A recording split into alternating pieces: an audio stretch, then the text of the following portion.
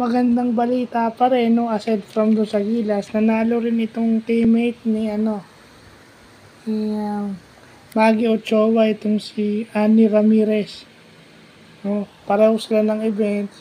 Wushu, nanalo rin ng gold medal.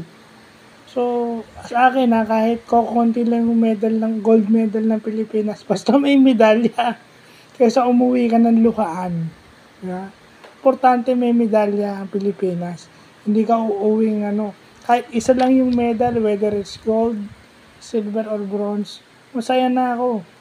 Basta merong medalya kasi kita nyo na mahirap ng mga atleta natin dito. Napopolitika pa, di ba?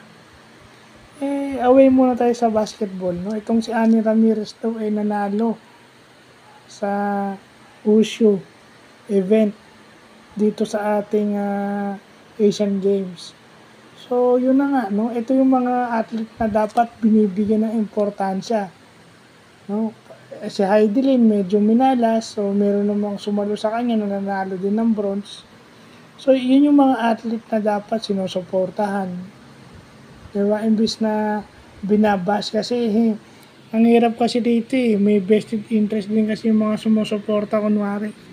So, sana, yun yung matanggal. Congratulations Miss Annie Ramirez for winning gold sa Wushu. So, hindi lang basketball, meron pa tayo sa ibang event. So, yun lang po.